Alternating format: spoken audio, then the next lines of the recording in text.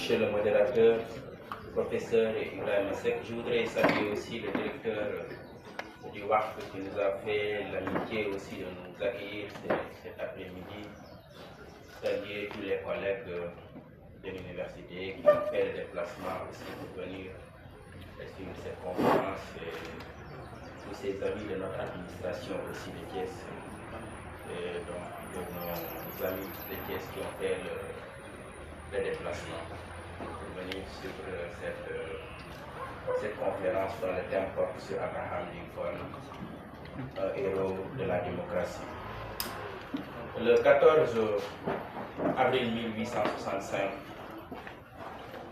lorsque John Wilkes Booth, rempli de haine et de vengeance, ouvre le feu au théâtre fort de Washington sur Abraham Lincoln pour venger les États confédérés du Sud esclavagiste qui venaient d'être défaits. Et toute la nuit, le président lutta pour rester en vie. Le lendemain, le samedi 15 avril,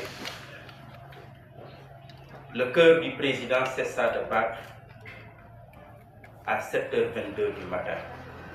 Depuis, Abraham Lincoln est passé de l'histoire à la légende.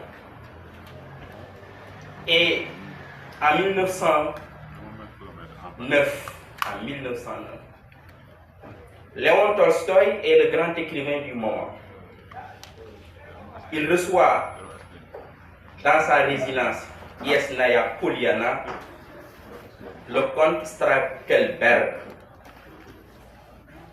qui avait une mission, demander à Léon Tolstoï d'écrire un texte d'hommage à Abraham Lincoln. Léon Tolstoï déclina la commande du comte Strakelberg, texte destiné à être publié dans le New York World. Il déclina donc la commande, mais raconta une histoire au journaliste. Et le journaliste publie l'histoire dans le New York World de 1909. Léon Tolstoï raconte l'un de ses voyages dans le nord du Caucase, en pleine Russie des Tsars.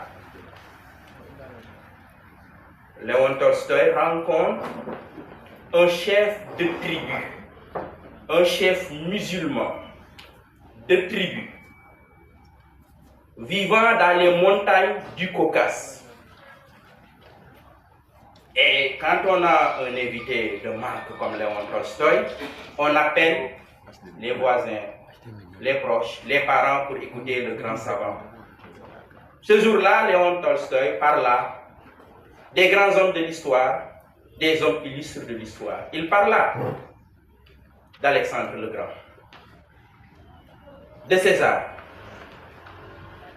de Napoléon et même de Washington.